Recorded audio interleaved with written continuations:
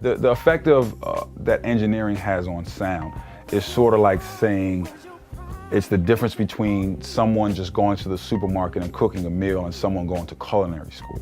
Both people are cooking and both people are probably going to have a meal that you can eat, but the guy that went to culinary school is going to have a huge palette of things that he can do. What makes a good engineer?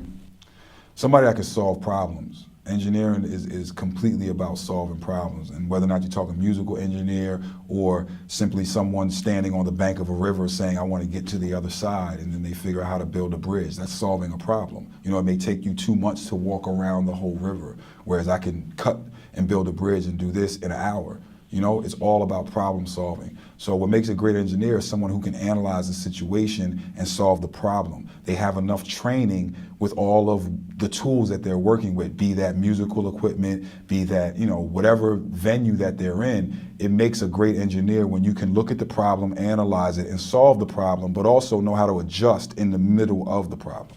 Can you give us an example of where you did that? A lot of people take this and say, okay, well, I know how to work equipment, and so I'm going to be a great engineer. And it's like, you can know how to work all the equipment you want to, but if you don't know how to deal with artists, if you don't know how to deal with the attitude of artists, if you don't know how to deal with their insecurities, with their particular life problems, you know, them maybe being nervous for going in the studio or having a bad night the night before, or being a successful artist who's now trying to survive in an industry where there's a bunch of new artists and maybe nobody's really paying super attention to them. You know, when they first came out, all the attention was on them. So now they're sort of lost as to where they want to go or what they should do in a new world.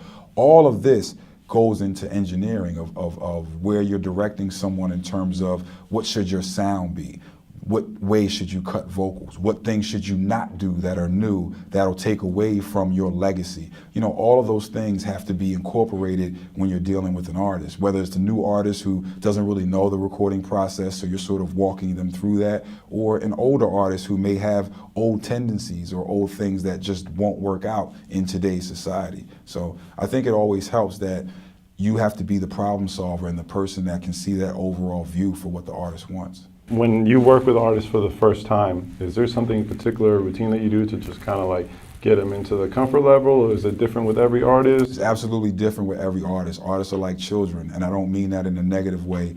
I mean that in a way that, you know, I have 4 kids and all of my kids completely act different. So the way that I would discipline them or address them is completely different. You have to analyze that person. So the best thing is conversation. I think a lot of people don't have those initial conversations to figure out, well, why are you doing this? Or where do you want to go with this? Or what's the purpose of this? So once you figure out all those things, making music is sort of easier. Not to say making music is easy, but it's easier because now we have sort of a road or a path that we have put ourselves on, and we know when we deviate from that path on purpose or when we're, you know, purposely staying on our path.